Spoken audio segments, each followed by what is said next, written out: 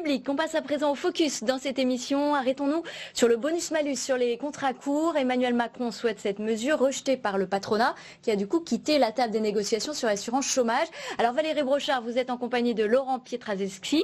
Il est député La République En Marche du Nord et il est rapporteur de la loi sur les ordonnances travail.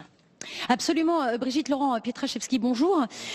Vous êtes député La République En Marche du Nord. Le président soutient la mise en place d'un bonus-malus branche par branche pour sanctionner les entreprises qui auraient trop souvent recours aux contrats courts. Seulement voilà, les organisations patronales ont exprimé hier le rejet total de cette mesure. Elles ont quitté la table. Comment vous comprenez cette décision? Est-ce que vous entendez leurs craintes à ces organisations patronales?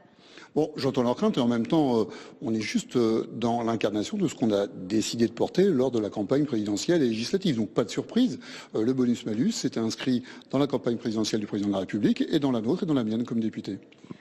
Est-ce que vous avez bon espoir que les négociations puissent reprendre et sur quelle base? Moi, je le souhaite, c'est très important. Moi, je suis très attaché avec la majorité présidentielle au dialogue social. Donc c'est d'ailleurs dans ces réunions, quand on travaille la convention inédite, qu'on fait vivre ce dialogue social. Les partenaires sociaux, aussi bien les organisations syndicales que les organisations patronales, ont tout intérêt à faire vivre ce dialogue et à l'incarner au travers de l'accord qui doit pouvoir se trouver d'ici le 20 février pour la nouvelle convention inédite. Concrètement, que l'on comprenne bien, ce bonus-malus, il consiste en quoi? Il consiste à éviter que les entreprises aient un recours trop facile à des contrats courts multiples. Ça veut dire quoi? Ça veut dire qu'on va taxer plus fortement les entreprises, notamment sur la partie de cotisation chômage, les entreprises qui ont recours à des contrats courts. Il ne s'agit pas de les taxer de façon mécanique, sans réflexion, avec pragmatisme. On a d'ailleurs précisé lors de la loi Avenir Pro que nous aurions une réflexion du nombre de la précarité par secteur. Donc la réflexion se fera par secteur.